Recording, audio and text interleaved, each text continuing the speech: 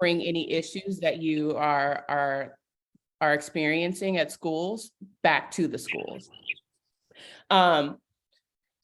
So this session, I also just want to make sure it's clear that this session isn't oh, Newark, okay.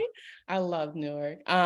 This session isn't about bashing educators or bashing school leaders. What I hope is that you feel that our time together empowers you and gives a little bit more of like a behind the scenes of school for the parent side. Let me share my screen so I can share my PowerPoint. Can everyone see that? Yes, okay, beautiful. Okay. So, like Priscilla said, I'm a former teacher, former school leader, and a consultant. Oh, let me also apologize. My 3 kids are home, so that means that at least one of them is going to interrupt us at least one time. So, just putting that out there. Thank you. That sounds about right. So these are my 3 children. Wait, it's still loading, Dr. Rolandria. It's still loading. Oh, it's still okay. Sorry. Resume share. Do you guys see it now? Now we see it. Yes. Now? Yes. Okay. Let me see. Can you see it? We're all set. We're good. Okay, perfect. So these are my 3 children. Like Priscilla said at the beginning of our intro, I have a son who will be 10 in June, and then twin girls who will be 8 next month, one of whom was diagnosed with autism. Before we get started, what I love to do whenever I do any kind of session is to make sure that I'm giving an opportunity for people to check in. So what I'd love for you to do is to take a look at this blob tree and identify the blob figure that best represents how you're showing up to our time tonight. And in the well, we don't even have to do it in the chat. If you want to come off mute, you can share. But I want you to share the number and your interpretation of that figure. So I'll give us a couple of seconds just to kind of take a look and see what number, and then I'll start, and then whoever wants to go for after that can go ahead and unmute and share.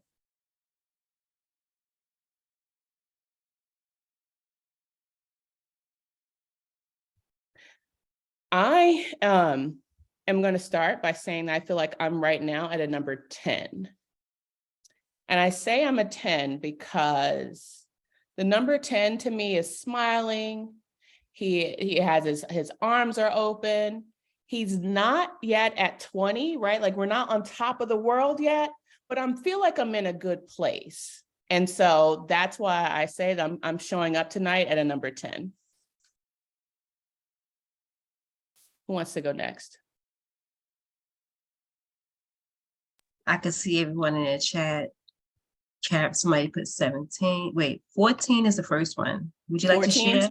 Where's 14? Oh, who's 14? Oh no. Okay, Chandra, someone has to explain that. Would you like to share that? Whoa. Wow. Come on, share. Yeah, talk to me. What 14? What's going on?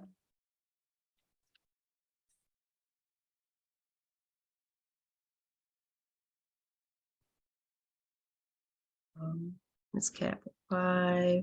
I see someone said 17, carrying the world on my shoulders. Ooh. I'm sorry. There we go. So 14.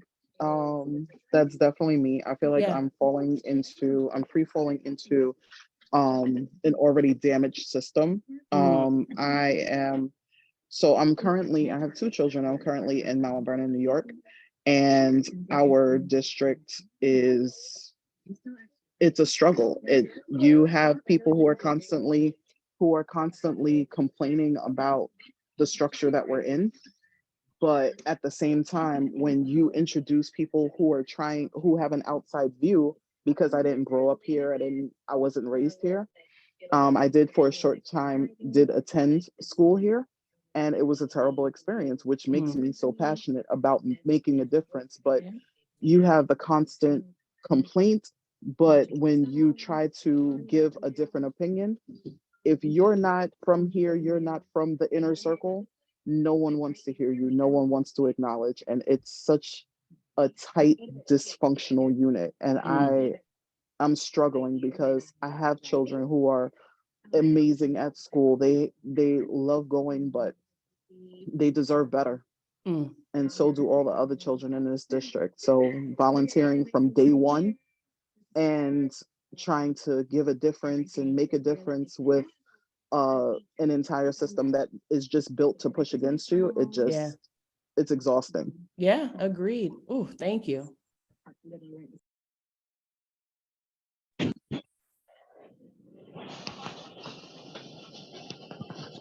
I saw someone said 20. Yes. We Can see 18 and 17 in here.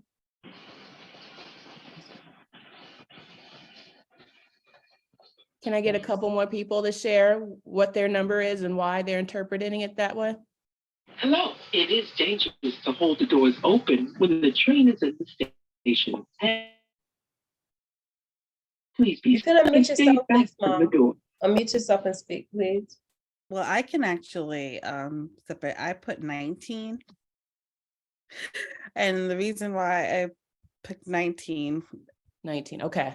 yes, is because there's definitely been a lot of, just within my family, a lot of struggle, a lot of loss, like over the past few years. And I'm definitely looked at as that person to kind of help keep people up and stabilize people that may feel like they are falling or drowning or, just in distress.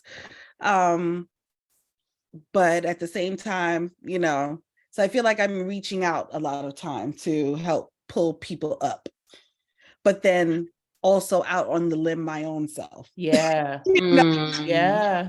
It's like I'm on the limb. I'm trying to keep my own self balanced, but Yeah. at the same time, trying to keep people from hitting the ground. Yeah. Oof. Woof. That's deep. That's so true, though. So true. Thank you. Mhm. Anybody else want to go? Before we get started. Yes, I would like to, if Blink's mom is not raising her hand anymore. No, you could go. I'll go Okay. after you. Okay. Well, I say I'm on a 20. All right. I was born in Newark, as I've stated. I moved to Patterson, my family. Basically I'm adopted with a twin sister and then had a brother. So Jersey to me was great. I mean, the school systems, I guess, for my parents was great. We first went to Catholic school and then we went on to public school. And I was always in the middle child. So me stating 20 at this point in my life is because it's the best thing. It's just because where I'm at right now. I'm able to speak up. I have a child at 40. I'm able to express myself when I didn't have that chance before because, I had that middle child syndrome. So I have this opportunity and this platform to step aside, but still be able to speak up for my child. I mean, of course, my parents did that, but it wasn't like, I felt like I was a part of that. And that's what parents are for. They're supposed to speak up for their children. And, that's what my parents did. My pops is a minister and, my mom's was always in the church. So now that I've moved from Georgia and now here to South Carolina, because my mother-in-law, she has dementia. So we had to move here 4 years ago. So now I'm in this school system. Now, mind you, in Georgia, my husband and I, we found this school from friends because I didn't really know about Georgia because, I didn't have any kids until just 2011, 11 years ago now. And I was grateful for those friends. So we put our daughter into this charter school. Now, it was wonderful. There's much of us, but there's a lot of other races as well. But now that we moved here, now, I didn't realize that, I knew the South was the South, and then my parents are born in Alabama. So I didn't realize the South was the South. Because again, I'm the middle child, so I'm just, going along like, I'm in my own world. So I get here to South Carolina and actually near Myrtle Beach, where the town is very small. It's called Little River, and the predominantly are Caucasian, let alone our race. So my child's been going there since first grade, actually, and all first grade, fourth grade, everything's been fine. Nothing is going on. She's wonderful in her grades. She's a student. So here we get into fifth grade. Now my daughter, well, my husband's from Spring Valley, New York, so he has the personality as well. So I get just maybe beginning of school. Now my daughter's been calling the N-word. And ever since which is March, she's been called the N-word just about 5 times. And then also on winter break, she received a little message or little picture from one of the Caucasians, because basically that's all down here that she's been friended with. Now she's friends with everybody. So now they send her pictures of gorillas saying this is Grace. I'm like, whoa, what's going on here? So I have to use my voice now. I've always been trying to use it, but now is my opportunity a little bit more. And so I had to go to the school district. And of course, they thought my child was just a troublemaker. But again, she's my only child with my husband, and she's likes to express her opinions and her ideas or whatever, and she's very much talkative. So of course the school district thought that she started everything, and which you know how that goes. So yeah, I'm a little upset. I mean, it's just this is fifth grade. She'll be in fifth grade until May, and then she'll move on to middle school. So I have to get prepared, and I've heard stories, but I have to get prepared of what's gonna head for next. But whatever is going to be heading my way, I'm just going to have a spirit about it, and I'm gonna stand my ground. I'm not gonna be in the back seat anymore, like I was when I was a child. I'm going to be in the forefront, even if I have to go all the way to the school district like I did before. But yeah, I mean, I'm in a place that, again, my mother has dementia. Now I work from home, and I try not to keep that stress going. I really, really don't. My husband, has been out for sick with his heart for about a month, almost 2 months now. So I'm just trying to keep the stress level at home and trying to keep my daughter active as much as possible due to the surrounding of this house. But I'm the one right here as a mom trying to keep everyone together. And you know what? God has provided me with a purpose. And it seems like I didn't fulfill my purpose when I was younger. So now I have this opportunity that my family is, on the backs of me in order to keep our family afloat. And I mean, sometimes I'm gonna get down, but I have to keep on standing my ground in order to have my child, alleviated from everything else that's around her. And that's what I'm here today. Sorry Love for it. the long-winded, but yes. No, but I like the connection between what you said and that Yes. number 20, where Mhm. number 20 is standing strong, right? Right, Regardless of right. what's coming, whoever's Right. coming up this street, Mhm, what you're going to see is this Yes. strong, confident person who Right, is going to right. fight back for her Right. child. So Right, exactly. love it. And she Thank only you. and she's only one child, and that's what parents have to do. We have to stand strong for our children because they are the way of the world, and they have to learn that, from our perspective, our attitude, that this is how we need to do, not fall Love it. by the wayside. Yeah, we have to stand strong so they can be stronger when they get up in age. Yes. Thank you so much. You're welcome. I think, well, we had one more. Blake's mom. Yeah, so that was deep. Oh my goodness. Right? But I guess I'll still share a little bit. So initially I picked 2 because I feel like I'm helping my son up the tree. But then I also felt like 13 because I'm just kind of like upset with society and what we are offered as Black people, especially Black people in the education system. And then I picked 18 because it looks like it's supposed to be a family, 18, 16, and 17, but I don't have the 16. So 17 is my son on my back, and I'm reaching out for a partner, but because the way life is set up, or my life is set up, I don't have that support system. So I just feel like I'm in a challenging place because I want to fight for my son, but I'm fighting for me as well. And eventually you get tired. And it's like, I think about how far we've come as a society, quote unquote, but then I get notifications to my phone about that young man, about what happened in Mississippi, the 25-year-old Black man that was dismembered and they called it foul play. So it's like, I have hope because I believe in God, but I also have to be realistic. So it's like pressure. Yeah, That's what I'm feeling thank you right for now. that. Ooh, ooh, y'all going deep. I love it. Let's get into it. Going in tonight, but you know something, you're at the Listen, right place. This is real stuff though, and this is stuff that we've all felt at multiple times. So yes, yes, yes, yes, thank you. And what I hope too is that when you walk out of here, that you feel like you've gotten at least a little bit of support, that you felt heard, and that, again, that we go back to this idea of feeling empowered. Okay, so just to kind of frame our time tonight, so here's what we know. And I know it from the perspective of being a Black child growing up in schools in America. I know it from the perspective of being a teacher teaching children in America, as a school leader, and now as a mom, right? We know that schools are not always safe, they're not always productive, and they're not always positive places for our children or their families, right? And because of that, it's our responsibility as families to ensure that our kids are receiving the best education possible. And so what I want to share with you are some of the strategies that I've found that have supported me and my kids. And I hope that you're able to glean something from those.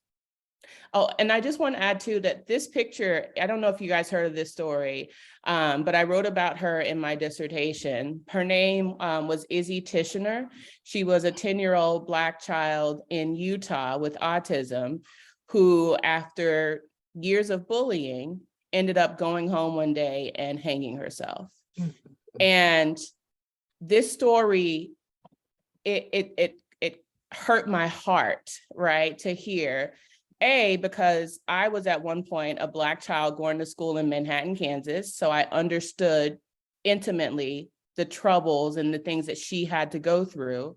It also bothered me that as a mom, her mom was trying to advocate and trying to talk to the vice principal and trying to talk to the principal to get some support, because Izzy was being bullied not only by the students at her school, but some of the teachers weren't treating her the way that they were supposed to treat her as well.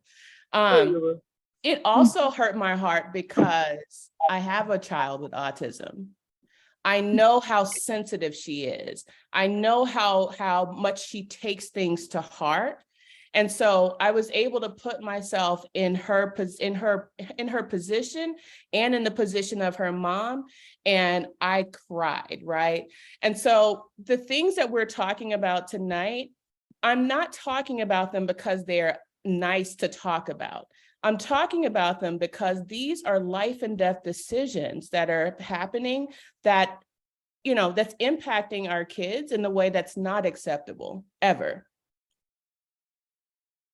So, to get into some of the strategies, the first strategy that I think is important is building a relationship with your child's school, their teacher, and their district. So, making sure that you are aware of the people responsible for your child's education, right? So not just only making sure that you know who are the teachers, who are the principals and the vice principals, but also making sure that you know when are school board meetings, who's on the school board, who do I talk to if I need to escalate a situation because I'm not getting the support that I need now. And so when I think about Izzy's mom and just reading some of the stories, I know that she reached out to the teacher. She reached out to the vice principal she reached out to the principal and was given to the vice principal, who wasn't effective. Knowing that I'm a former school leader, I know that I would have been up at a school board meeting or up at that superintendent's office, like, no, somebody needs to do something about this because I'm not going away.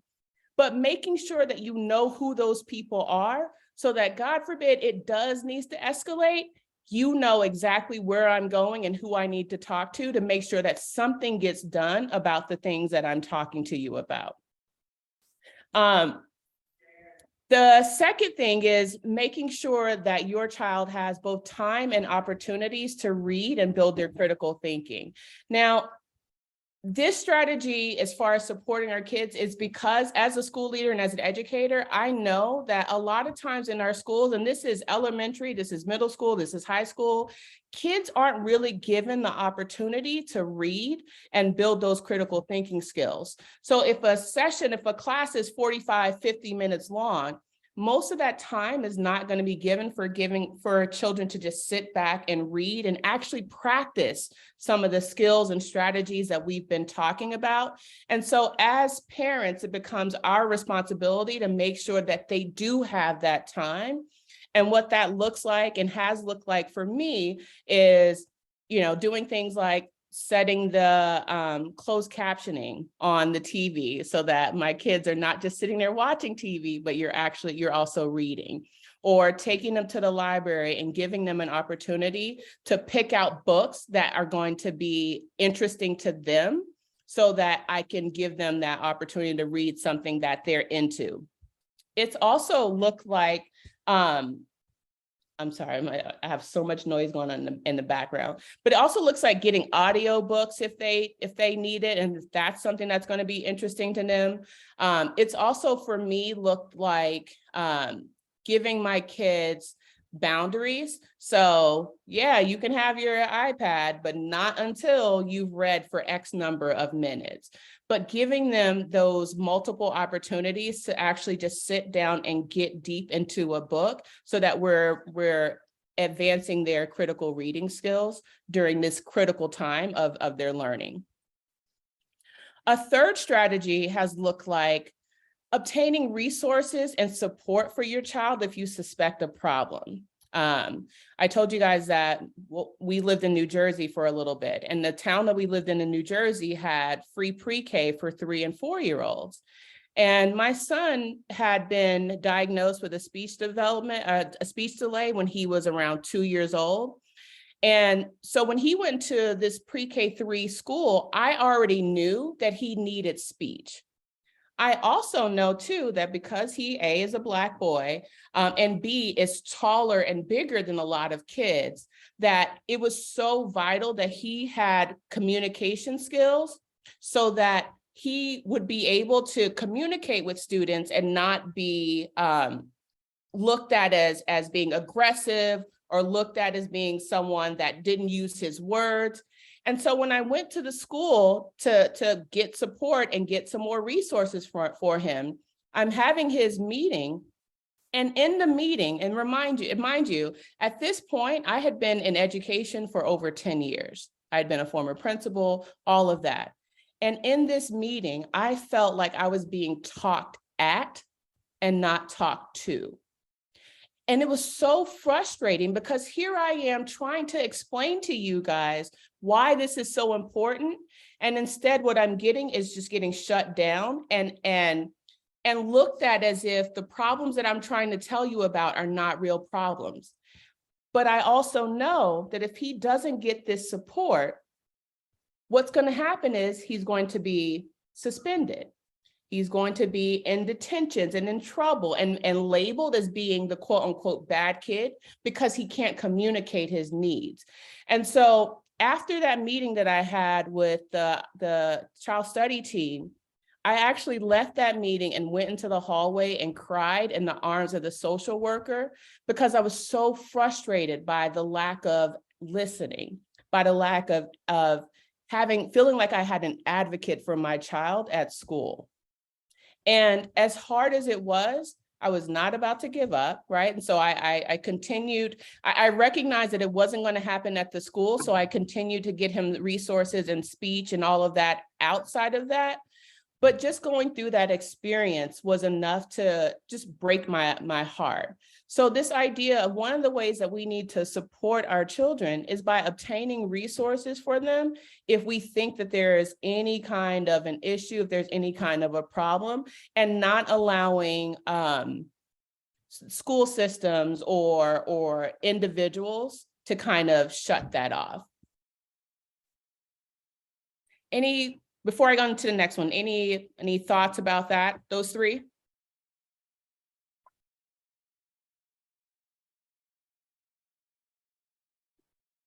I would say I definitely like number one. It's actually something I never thought about when you talk about who to go to in terms of escalating. Because I don't know, sometimes you just focus on the ones that are in direct contact with your child, their teacher, the ones that are in the school building, you're thinking they're the only ones that can help you. But like you said, it sometimes needs to escalate to a higher level. And so it is important to know, like, what's the next step past the principal? Like if you're not getting the help that you need within the school building, like where do you go next to make sure that your child is getting the help that they need? So I definitely, that's something I never thought about, but I think it's very valuable to know. And thank you so much. And it can be scary, right? I think the other thing I would say with that too is making sure that you are keeping a paper trail, right? So it's not just, I'm not just going to come and have a one-off conversation with you. I'm letting you know you should. I just had this issue with my child's teacher a couple of weeks ago, where she came home from school and she gives me a hug, says, "Hi, mommy," and immediately starts crying. Right? Red flags, right? Like, what's going on? And she's talking to me and she's telling me basically that her teacher was being mean, and she's in second grade. And I'm one of those parents that, look, I'm going to do whatever I need to do to send my kid to school in the way that they can have the best day possible. They've had breakfast, they've slept, they have all their materials. So if I'm sending them to school like that, don't send them home to me crying, right? That's just it's not going to be okay. So the next morning, saw the principal when I dropped them off. "Hey, just letting you know, expect an email from me because we need to talk." And so that idea of, I'm not just going to, I'm doing this so that you know what's going on, but I'm also doing this to keep a paper trail so that if this doesn't get fixed and I do need to escalate, no one can say that you didn't know that this was an issue. You knew, because on March 4th at 3:32, I emailed you. And then at March 7th, this time, we talked, right? So you're doing that also to keep a paper trail of what's going on. So that, again, should we have to escalate this, it's clear that you guys knew what was going on and you knew my concerns. I can honestly say the paper trail is a huge one. Yeah. I actually went through a situation where, like I said, when my daughter got into school, I immediately started volunteering. So PTA, everything, because I know how important the PTA is in a district. In Mount Vernon, the PTA has no power. They have no respect.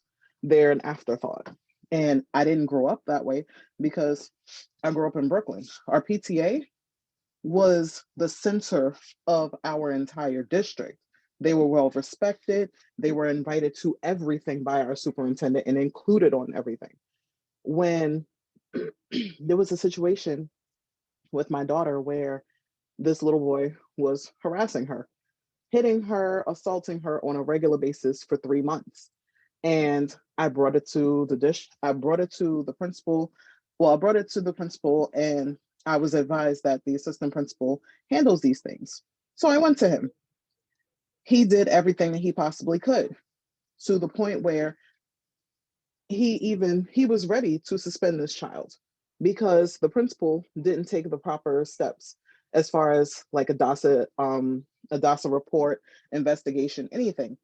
She refused to suspend this child, refused to, and this is after a parent meeting. This is after me taking the proper steps.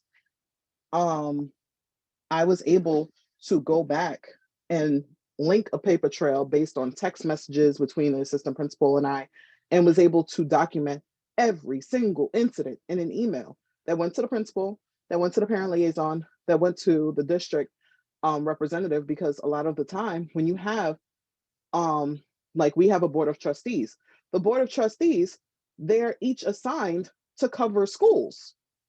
You have to find out what schools they cover and what schools they're in contact with and which ones they're supposed to be showing up to, because a lot of them are, I haven't met one of our board of trustees for our representative for our school in the 5 years my daughter has been in this school. Wow. They have never came to our school.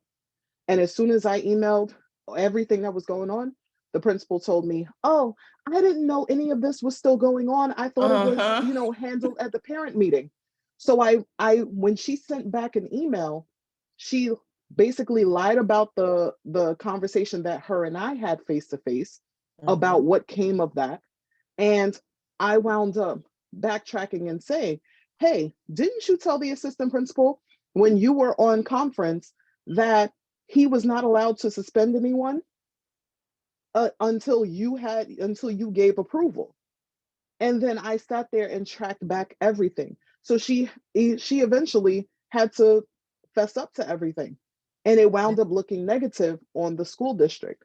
But the problem is that this woman has been in place for 16 years actually.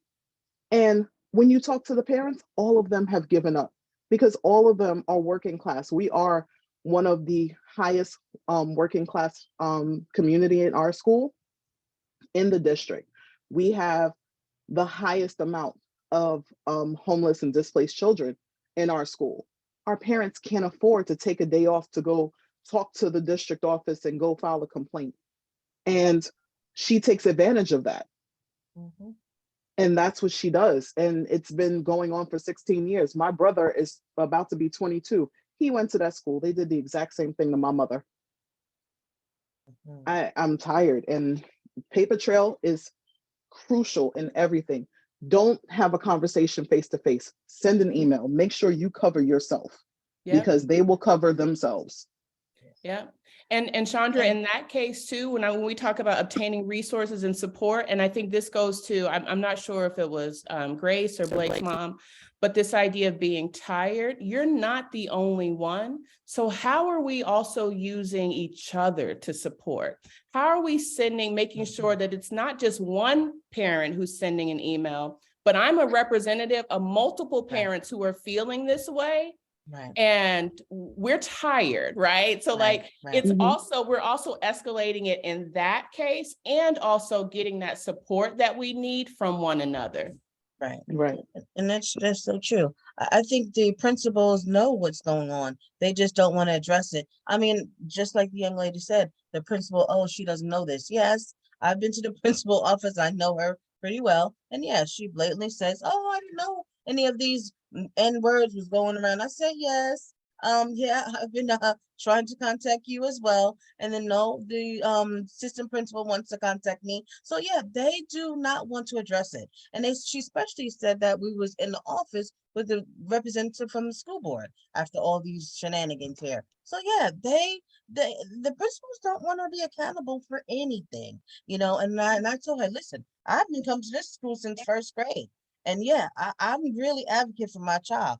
But yeah, I mean, it's just sad that principals have to do what they do. I mean, I thought children are supposed to be number one priority. Even, and I tell my daughter every day, even if you're wrong, until you come and tell me that you're wrong, I'm still going to be back of you, on side of you, front of you, every way and every step of the way. I'm still going to be there for you, just like my husband too. But I think my husband just slowed down a little bit with his talking compared to me. But yeah, I mean, because they just seem to you know, forget all these conversations. So yeah, I definitely keep my paper trail. So I understand, and you're not in the boat by yourself with those principles.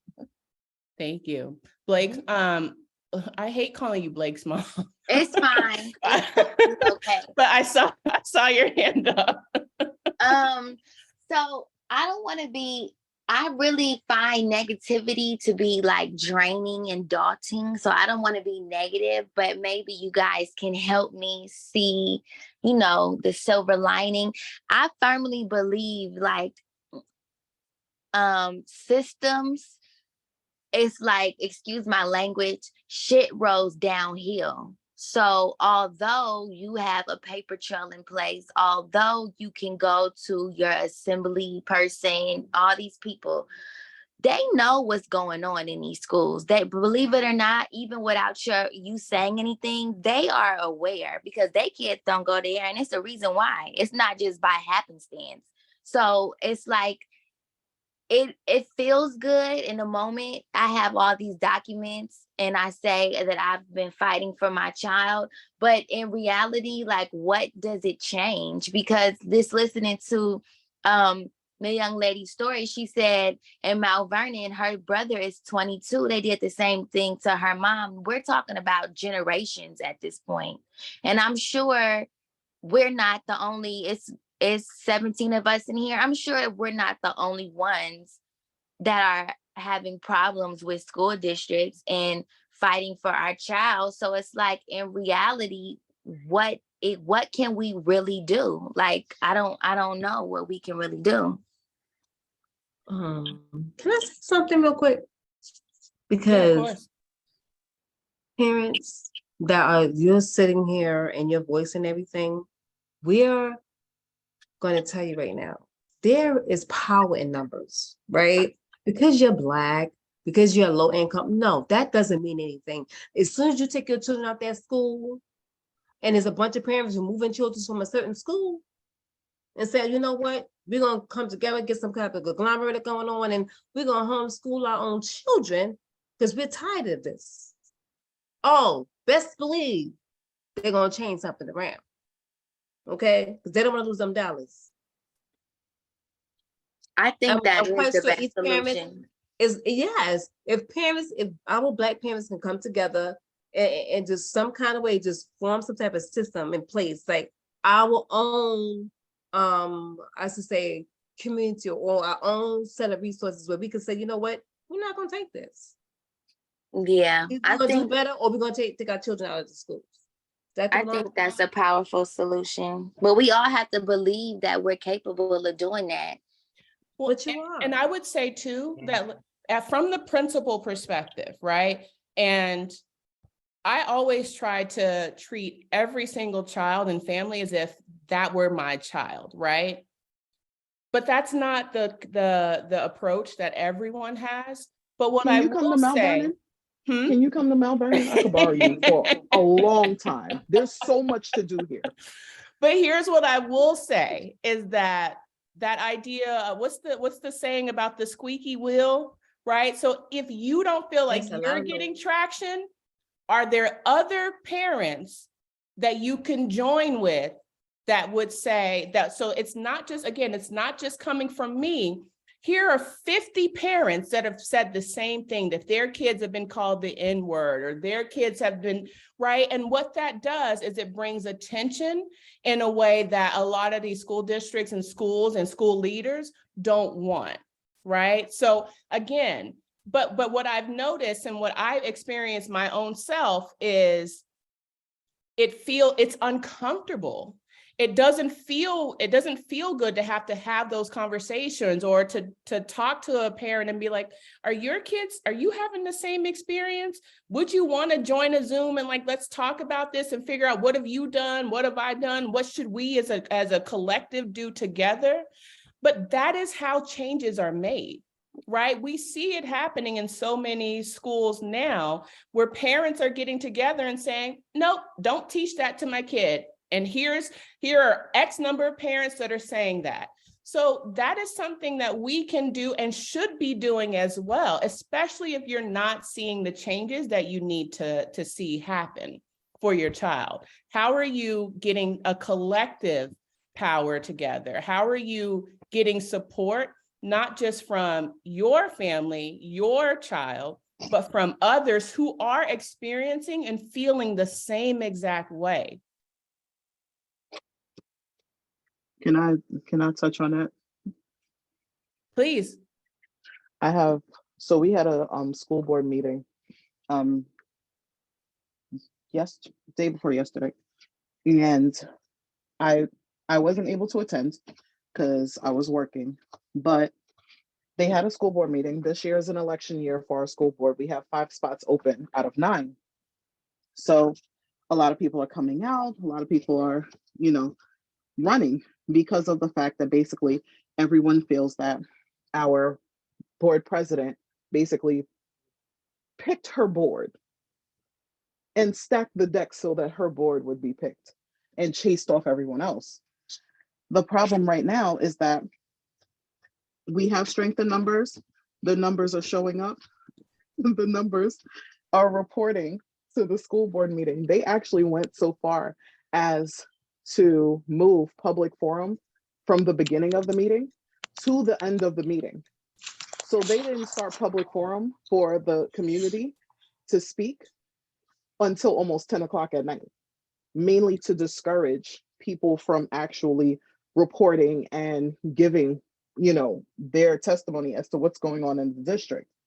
And they were called out on it. And I actually have a recording that of one of our school board trustees after everyone basically laid out everything that they felt. And she just sat there and she's like, I have never felt so disrespected. This is just a volunteer job. I said, but why do you keep volunteering to do the same mess for almost 10 years? Because out here, they vote for who they know. They don't vote for change. They don't vote for anything. And the hot button topic out here is, oh, we're going to raise taxes. Mount Vernon taxes are high as I don't know what. If you say that you're going to raise taxes, you automatically lose the vote. No matter what you plan on doing, no matter what your stance is, no matter what is felt. And the thing is that Mount Vernon has been taken advantage of at so many levels that the students are suffering the most. And majority of the people who live there only show up when there's mention about raising taxes.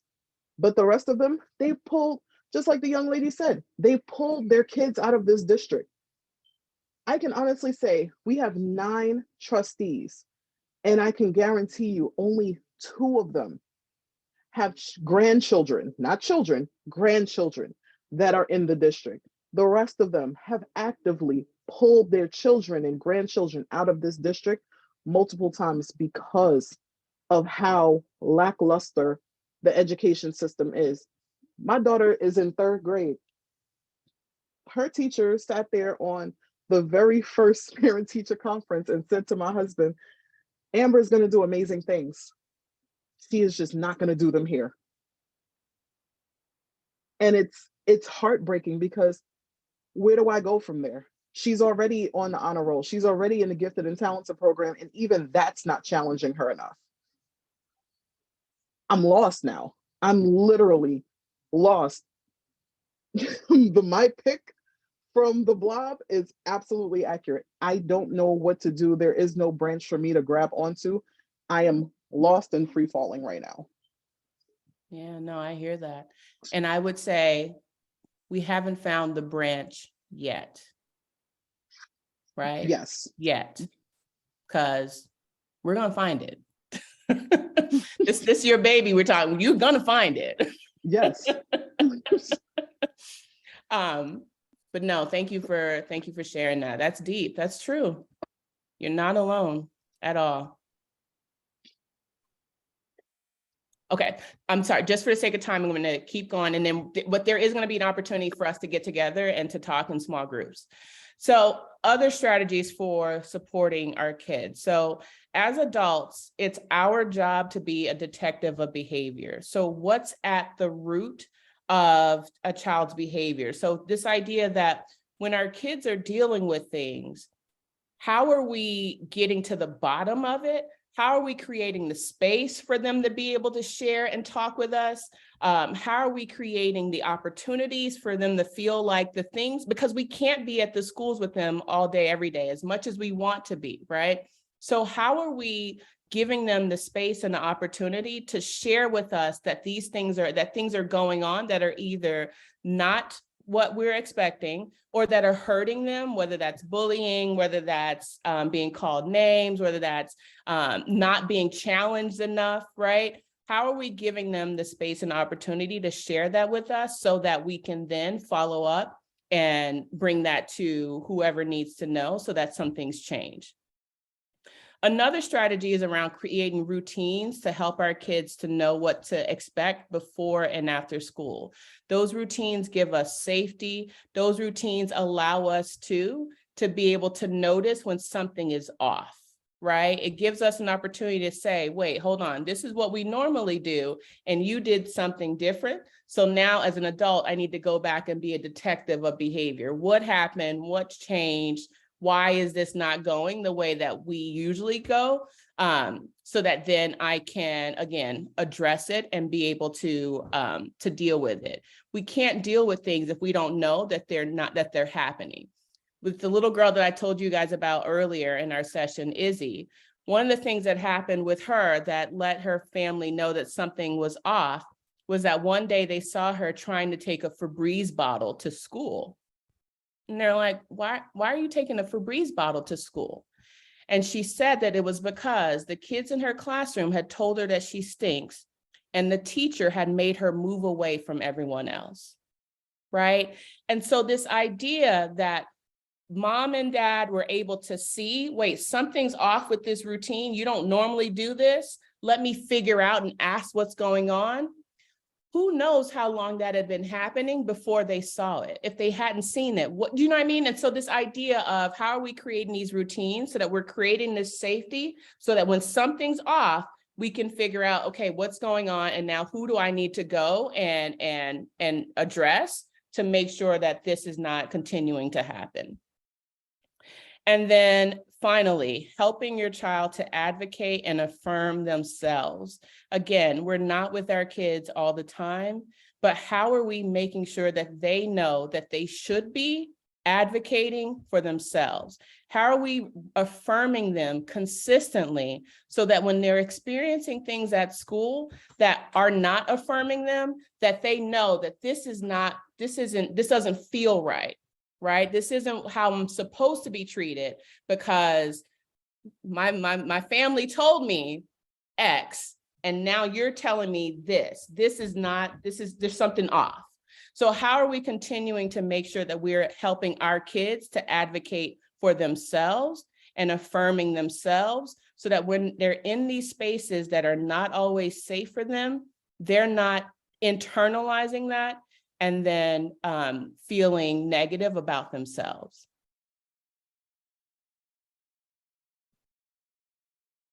So I want to get us in a small group and take a little bit of time to get some discussion out, identify some of the things that have resonated with you, and then also hopefully getting some ideas of as far as some of the next steps that you can take, particularly for those of us who are kind of we feel like we're at our last leg, like that number 14, that falling, I'm falling and I need a hand to help me to restabilize myself. And so I want to get us into some small groups.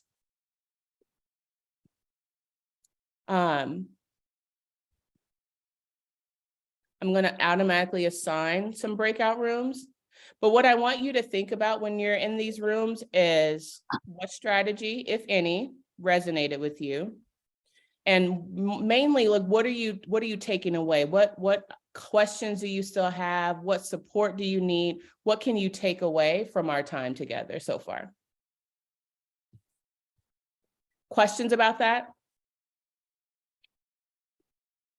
I think my only question, how long are we in the breakouts? Well, it's 7 now.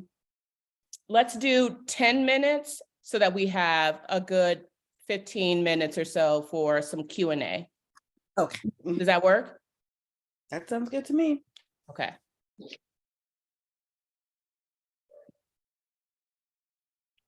It's a deep conversations, right? Oh my goodness. These parents are like, they right. They're My on goodness. at their last leg. Yeah. And it shouldn't be that way. Being that, they, ugh.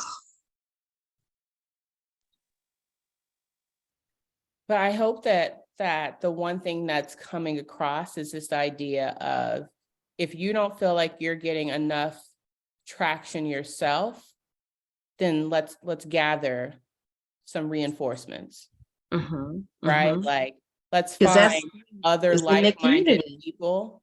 Exactly. It's in their community. They'll come up there just because of taxes. No, let's talk about, you're in our community providing service for our children. You understand what I'm saying? You have the power as parents, like, and I think getting them to become empowered is what they really Yeah. need today. And feeling, yeah, like you said, becoming empowered and feeling like I refuse to allow this to be our normal. Exactly. Right? Exactly. I refuse. Okay, Right. do you want to join a group? Okay, I'm going number 4, room 3, I think I'm in. 3? 4. Okay, I'll go to 1. Okay. Okay.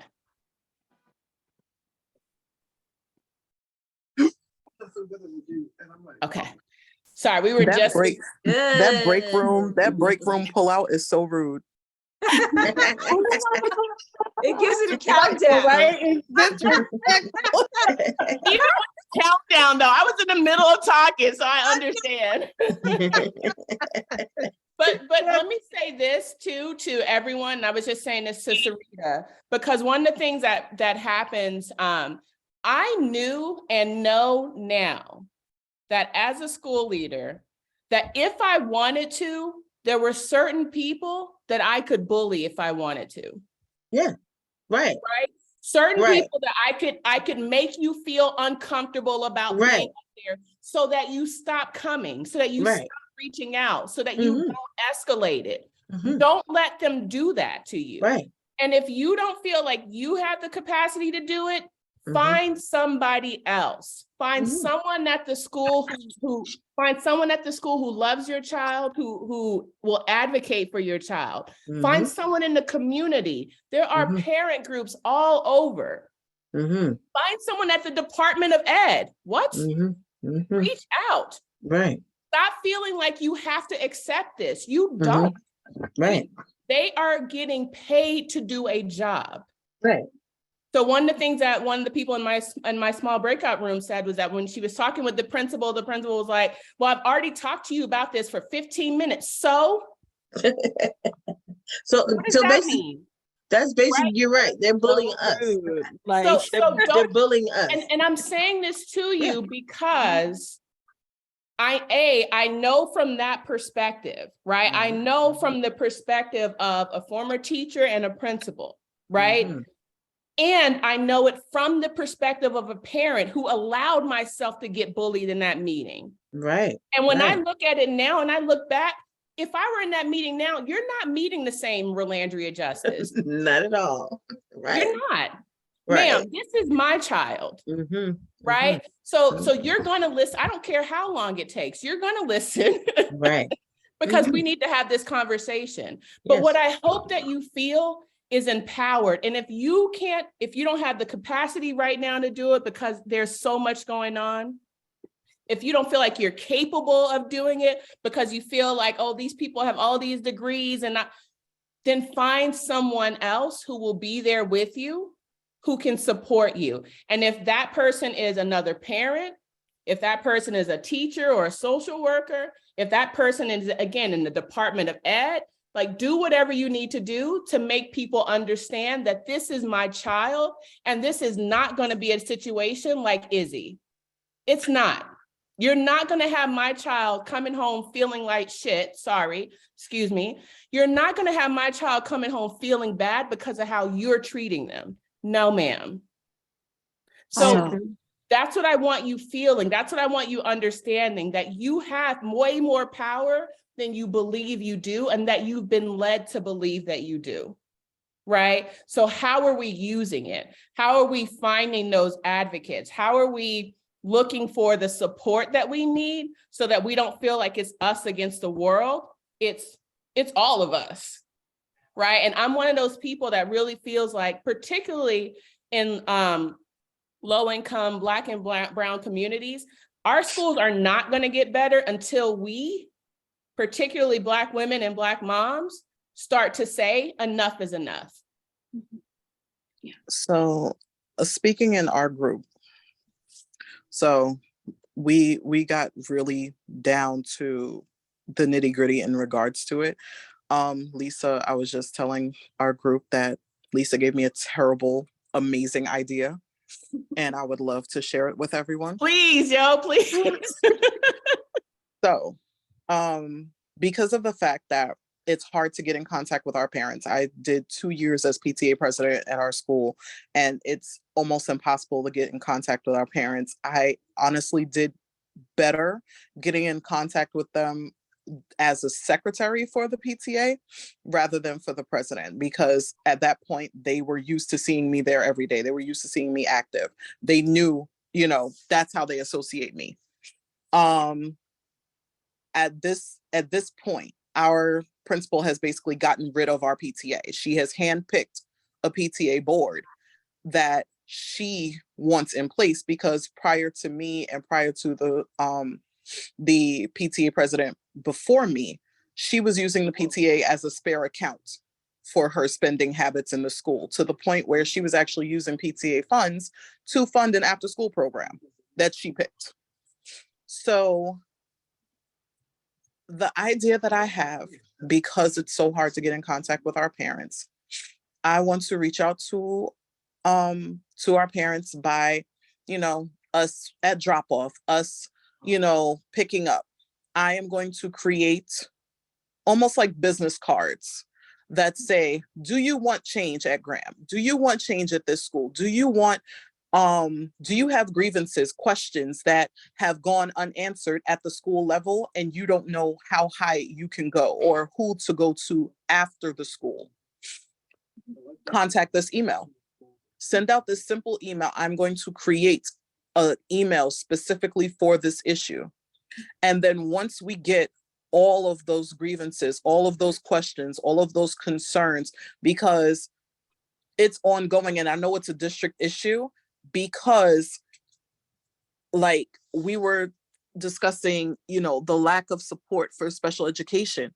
We had an entire school board meeting that they spent an hour and a half talking about the lack of special education support throughout the pandemic, with parents coming, telling them that the school was basically telling them that they had to come to the school for the children that had to come.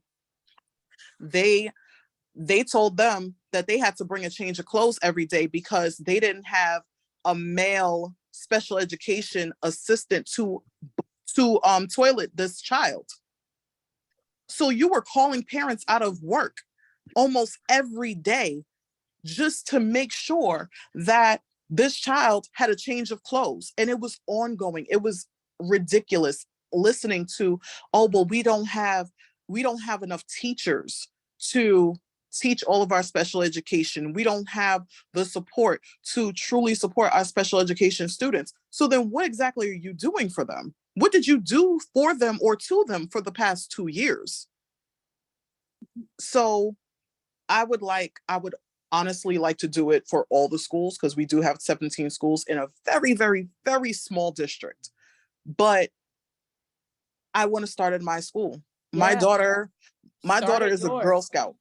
My daughter's a Girl Scout. I put her in, she told me when she was in pre-K, Mommy, I'm going to be a Girl Scout. I said, okay, I guess that's telling me what I need to do. She did one badge. She got 4 badges. She did a journey in a day. She was able to earn 4 badges in 4 hours. And she learned about saving water.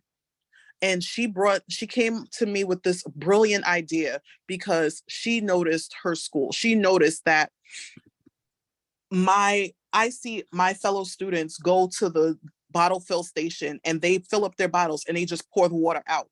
I see them leave water running in the bathroom.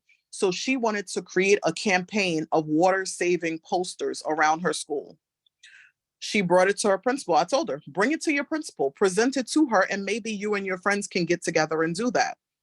Her principal told her in January, mind you, oh, that's an amazing idea. We can present that at Earth Day. So my daughter comes to me and she says, Mommy, when's Earth Day? I said, in April. She said, so we're just supposed to continue wasting water until then? I said, apparently, baby, apparently, because she doesn't present anything unless it ties in with something that she's doing. I present, I try to look at change. I looked at, our children. Our mayor, like I said, very small city, our mayor presented that she doesn't see a lot of our children following, in police, in the police force, in fire department. She doesn't see them aspiring for these, for these professions. So I said, okay, maybe they don't aspire for these professions because they don't see them. They don't experience them. So I organized a week during Women's History Month 2 years ago, a week of women presenters in different professions that we are not used to. And our mayor was actually our finale at the end of the week. So we had a firefighter, we had a software analyst, we had a truck dispatcher, we had an array of different women. And my principal refused to advertise it because it wasn't her event. But she used the context that we made that during that presentation to back her event later on for Women's History Month. It's been ongoing, and literally I've been back and forth with her for 5 years. The school board, they don't pay us any mind. I'm sorry, but you got to come up with a new strategy. I'm sorry, I just had to break on that one. Stop going to her, please. It's so many platforms you and your parents can get. Please stop. Don't just. Oh no, everything is in writing. Everything is in email. Okay. Don't talk to me face to face anymore. We have nothing to discuss. Thank you. I want the other parents to know you don't have to go to her. Yeah. You don't stop your advocacy at her because you're hitting a brick wall every time you go to her, because she's been doing this for 6 years. She's a professional at keeping her status at that school. Yeah. But that's why you're going to gain political power. And I was one of those people that always hated the idea of politics, right? Like, I don't want to get into politics. Like, I don't want to feel as though I am presenting something that's not true in order to get something. But this idea of politics is about power. It's about being able to gain power so that you can advocate for the things that are important to you. And so hearing the idea of you creating this event, having the mayor there, make sure that while you're doing that, you're shaking hands and kissing babies, right? So that when you need to use that political power to call attention to something, that you are able to do that. I want to be cognizant of time. It is 7:28. Thank you guys so much for this time together. I hope that you're walking away with something and feeling, again, empowered to continue to advocate for our kids. And I'm going to turn it back over to Priscilla. Good. Oh, wow. Wow. This is hey, mama's on fire. Okay. Don't leave yet. I just want to say thank you, Dr. Rolandria, for all that you poured into us. We are leaving with so much jewels, right, Tanny? This is amazing. And our parents, the room that I was in with me and Kristen and Cherie, and I think Cherie had to leave, Cherie had to leave, and Grace decided that they're going to round the parents the same way. They're going to get the parents to volunteer and stuff. So I want to say thank you. We have more events coming up, and also I just want to give y'all Miss Kristen, are you there? Kristen? I want to share Rolandria's, Dr. Rolandria's other initiatives that she's working on. She's actually has a book collaboration that's coming out, Stories of Black Motherhoods. And I don't have the picture as of yet, but I do have her LinkedIn, her link tree. And she's doing a lot of work. Okay, so she's doing like, so here's her link tree link. Please click on that link right there. And the book you're going to, Kristen? Oh, thank you, Kristen. Thank you. She shared it in the chat. Do everyone see that? Grab that link so you can stay connected. Maybe you can share your story. Hey, okay? You can And share your listen, story. let me know. I'm quick to advocate for a parent and a child. So Exactly, right? Exactly. Oh, yeah, look, I don't We see the got the link yet. moms on fire. So Yes, our we race is do. always doing stuff. We like Oh, I wait, said, hold we have. on, Priscilla, I don't see the link yet. You We don't don't see see it, the link in the chat. Yeah. Kristen? Yeah, Did can you? we resend it? I'm sorry. Oh, there we go. yeah, I just put it in Got there. it? Okay. Thank you. Okay. And like I said, Dr. Rolandria is working on this book called Stories of a Black Mother. And I'm quite sure you have a lot that if you want to, link up with her and find out how, we can collaborate with her, because I'm certainly gonna get my story up in there. My children are adults now, but it's the same thing, just a different age, right? Also, iRaise is multifaceted. We have a parent support group. And next week we're gonna be talking about harmony in the home. April is going to be like an amazing April of wonderful workshops that our social worker interns are putting together for you all. So, and we have all kinds of activities going on for the children. We have all kind of advocacy going on, right? So I'm going to just want you to sign up for the newsletter if you can. Please, Kristen, can you put the newsletter in there for me, please? Yeah, sure. I You did. just- Does everyone not see the I think link? you send it directly to me and not Okay. to everyone. Let's see. Okay. It says I sent it to everyone. Okay, I'll resend it. Okay. So copy these links if you can. Tap on the links, sign up right now while we're talking. It's just take a few minutes to do a sign up form. And you're gonna find out everything that we're doing. Like I said, the CEO, Mr. Tisha, she's the executive director of iRaise as well. And when I tell you that we're in the schools, we have boots on grounds, and we have faces and fingers on the virtual side. So we have to see her be her coaching. We have mentors and tutors. Just a myriad of stuff. And you can also see our raises in the news, the various events that we put up for the children. Like, we advocate for families, for children, and and for parents. We understand the struggle, we're here for each other. Did everybody get a chance to click on that link? The link tree and the Yes, I did. You did? Everyone else? We'll make Son? sure to send it out to everyone as well. Say it again now. So we'll make sure to send it out to everyone as well. Oh yeah, I'm definitely gonna send y'all an email too. Yeah. And Did I everyone thank you all. send the email address when they registered?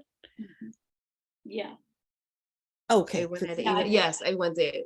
We'll send it to that email address. Thank you. Yes, we're gonna tell you everything that's coming up, and we thank you so much. I know we went over time.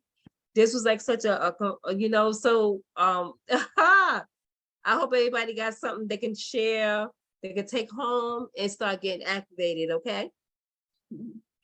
Agreed. It was such a pleasure. Thank you, Dr. Rolandria. Come Of back. course. We want you Thank you back, so much. please. Gotta give you applause. That was amazing. Amazing. Thank you. Thank you guys so much. Have a good night, everyone. Have a good night. Have a good night. Thank you. Bye. Good night, everyone. Good night. Be empowered. Thank you for sharing.